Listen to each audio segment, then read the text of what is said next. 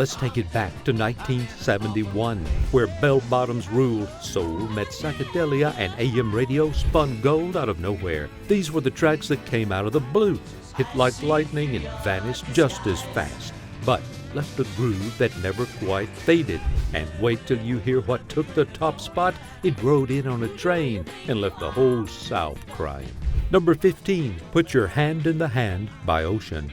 My mama taught me how to play before I reached the age of 7. This track didn't just flirt with the charts, it crashed right into the top 10. Ocean, a Canadian band with gospel rock leanings, delivered a spiritual message in secular clothing, and it stuck. The hook was infectious, the harmonies heartfelt, and that piano line, pure sunlight. It felt like a church service you'd actually want to attend, and in America wrestling with change, that hand-in-hand message struck a deeper chord.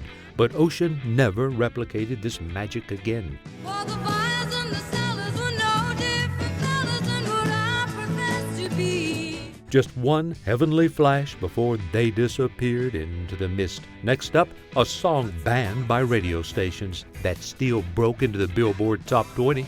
Number 14, Timothy by the Buoys.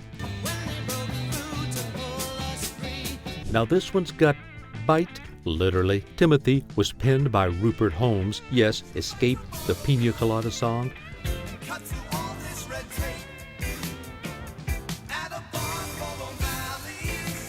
But this time he told a far darker tale. 3 miners trapped underground, and one of them mysteriously vanishes. The cannibalism angle, it got it banned in several states, but controversy sells. The song's bubbly delivery, But your heart seems so sad. clashed with the grim lyrics, making it unforgettable. And while the Buoys never scored another hit, this macabre little number lives on in late-night radio lore. I don't want you. Coming next, a band backed by the Bee Gees with one dreamy forgotten hit. Number 13, Toast and Marmalade for Tea by 1010. Toast and marmalade for tea, sailing ships upon the sea. If you've ever floated through a dream where everything sounded slightly out of tune, but strangely perfect, that's 1010. Produced by Maurice Gibb of the Bee Gees, this track oozed charm with its warbly piano loop and soft-spoken British vocals. It was whimsical, a little melancholy, and entirely unique. Toast and Marmalade for Tea wasn't a big anthem, but it was a gentle whisper during a loud decade. It cracked the top 20 in the U.S., but 1010 never tasted that kind of sweetness again. Next, a brass-heavy brainstormer that sounded like a bar fight turned into a jam session. Number 12, Resurrection Shuffle by Ashton, Gardner, and Dyke. Now this one, it strutted. This British trio exploded with gritty vocals, punching horns, and a groove that belonged somewhere between a blues club and a biker bar. Resurrection Shuffle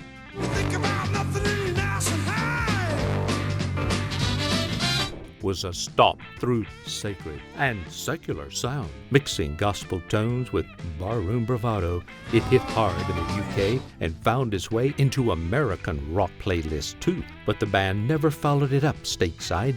One shuffle, one resurrection, then radio silence. But up next, a southern anthem that broke the rules and made a feminist statement before its time. Number 11, Mr. Big Stuff by Jean Knight. Now because you wear all those fancy clothes, You already know that bass line, ba-dum, bum bum. tell me, who do you think you are, Mr. Big Stuff? When Jean Knight stepped to the mic in 1971, she brought sass, soul, and strength. In 3 tight minutes, Mr. Big Stuff You're never gonna get my love, Mr. Big Stuff. wasn't just a hit, it was a cultural clapback. Every woman who'd been played, dismissed, or underestimated had their say through her sharp vocals and biting lyrics. It shot to number 2 on the Billboard Hot 100 and helped define the sound of female empowerment in soul. But Gene Knight never cracked the top 40 again. Coming up next, an organ-drenched soul rock confession that could have come straight from Woodstock. Number 10, Do You Know What I Mean? By Lee Michaels.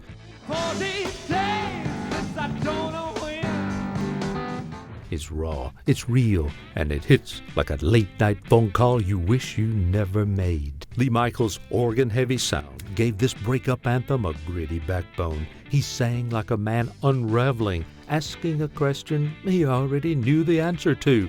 Do you know what I mean? Climbed into the top 10, but Michaels never got close to those heights again. It was emotional rock, stripped down and unfiltered like reading someone's torn-up diary out loud. And coming next, harmonies, heartache, and one perfect slice of seasonal soul. Number 9, I Love You for All Seasons by The Fuzz. This one's velvet. The Fuzz brought elegance and vulnerability wrapped in silky harmonies, and I Love You for All Seasons was their love letter to permanence in a world full of fleeting things. With its lush string arrangements and soft-spoken lead vocals, the track floated onto the R&B charts and into wedding playlists, then quietly drifted away. The Fuzz never charted again, but their one brush with stardom left behind a soul standard for lovers who meant it when they said forever. Next up, a novelty hit that made you laugh, nod your head, and wonder what just happened. Number 8, Chickaboom, Don't You Just Love It by Daddy Dewdrop. Last night I had a crazy dream about a chick. It was funky, flirty, and absolutely ridiculous in the best way. Daddy Dewdrop crafted a bubblegum funk gem that felt like a cartoon set to music with cheeky spoken lyrics and a catchy chorus. Cut that jive and tell me where the chick went. Chickaboom landed in the top 10, a novelty song that somehow stuck the landing. It made 0 sense. And that was exactly the point. Radio couldn't get enough of it for a hot minute, but then the novelty wore off. And so did Daddy Dewdrop. Moment. Coming next, a tender slow dance ballad that melted radios and hearts. Number 7, Precious and Few by Climax.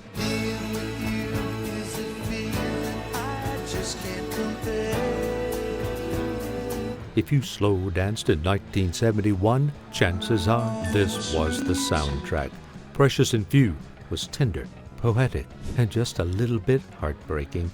Climax nailed that aching pause between infatuation and forever, and radio listeners responded in kind, pushing the song to number 3 on the charts. The harmonies were soft, the melody sweet, and the message universal. Love, when it's real, is rare. Despite the success, Climax couldn't follow it up, fading out almost as softly as they arrived. Up next, 2 voices, 1 guitar, and a haze of sweet-smelling controversy. Number 6, One Tote, Over the Line by Brewer and Shipley.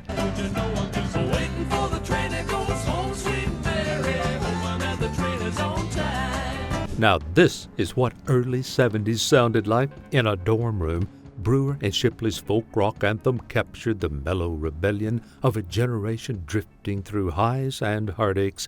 With his harmonies and twangy guitar, One Toke Over the Line snuck onto the pop charts. One toke over the line, sweet Jesus, one toke over the line. Even as censors squirmed, he was cheeky, stoned, and totally self-aware. But that toke was the only one that caught fire. Brewer and Shipley would never ride that cloud again. Next, a soft-spoken hitmaker who delivered heartbreak with the gentleness of a lullaby. Number 5, Don't Expect Me to Be Your Friend by Lobo. You said you aren't at home much anymore. This one cuts different. Lobo had a way of making pain feel peaceful, and on Don't Expect Me to Be Your Friend, he gave voice to every quiet heartbreak you've ever swallowed. His voice was soft, the melody delicate, but the message brutal. He's done. I love you too much to ever start liking you. no bitterness, just clarity. It climbed the charts in early 72, but was written and recorded in 71, part of a streak of Lobo ballads that fluttered in and out of public consciousness. But this one, it lingers. Next up, a roller skating anthem from a flower child who turned childhood nostalgia into a chart topper. Number 4, Brand New Key by Melanie. I'm okay alone with you, got something I need. You couldn't escape this quirky earworm in late 71. Melanie's voice was unmistakable, wide-eyed, childlike, I ride my bike, I roller skate, don't drive no car. and just cheeky enough to raise eyebrows. Brand New Key sounded like innocence, but with a wink beneath the playful roller skate metaphor was a subtle nudge at liberation, sexual, emotional, and artistic. The song hit number 1. Some people say I done all right for a girl. Even as some stations refused to play it. Melanie never repeated the feat, but for a moment she was America's favorite eccentric troubadour. Coming up, family, funk, and a track that turned soul into a Sunday sermon. Number 3, Treat Her Like a Lady by Cornelius Brothers and Sister Rose. Now this thing called love, and it's This one commanded respect from the first beat, with his confident groove, gospel-rooted vocals, and an urgent message wrapped in velvet soul. Treat Her Like a Lady didn't just climb the charts, it preached a new kind of love ethic. let me tell you, my friend, The Cornelius Brothers and Sister Rose blending sibling chemistry with Florida funk, turning one simple idea into a top 5 hit. The arrangement was tight, the harmonies soared, and the rhythm moved like a sermon at a block party. They had a few more minor hits, but this was the lightning bolt. And next, a voice so pure it became the soundtrack to a Clamation Boy and His Arrow. Number 2, Me and My Arrow by Harry Nilsson. Everyone knows it's me and my arrow. Harry Nilsson was always too weird, too genius to stay in one lane, and this gentle tune proved it. Me and My Arrow, written for the animated film The Point, became an anthem for outsiders, kids, and anyone who'd ever needed a friend they could trust. It was whimsical, wistful, and beautifully understated. Nilsson's voice, warm and steady, carried a message of loyalty and innocence that's still magnetic today. And yet, this was his only hit of its kind. I don't know. And if we make up just to break up, His only visit to this particular quiet corner of pop.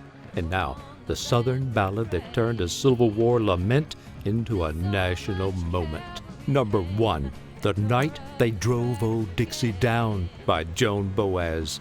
Till so much cavalry came and tore up the tracks again. This wasn't just a song, it was a reckoning. Joan Boaz, already a folk legend by 1971, I swear by the blood below my feet, you can't raise a cane back up.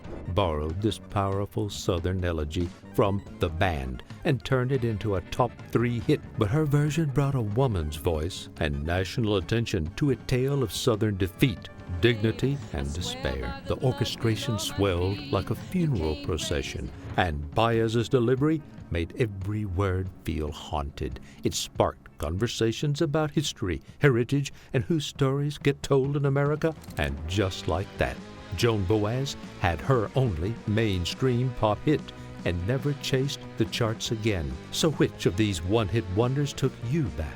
If even one made your heart skip, go ahead and hit that like and subscribe button. We're just getting started. And there you have it, 15 forgotten one-hit wonders from 1971 that burned bright, then vanished, but never really left us. These weren't just chart blips, they were emotional timestamps, each carrying a memory, a mood, and a moment in time. So, which one brought it all back for you? Was it Jean Knight's bold defiance or Melanie's roller skating rebellion? Drop your favorite in the comments. We're building a community of deep-cut lovers right here. And if you made it this far, you're definitely one of us, so here's your next move. Click the video on your screen now to check out our countdown of 1970 soul songs you forgot you loved. It's the perfect lead up to today's list. And once you see what that year delivered, you'll realize 1971 didn't come out of nowhere. This was the rediscovery. But the full picture, that's waiting in the next video, because great music doesn't disappear, it just waits for you to remember.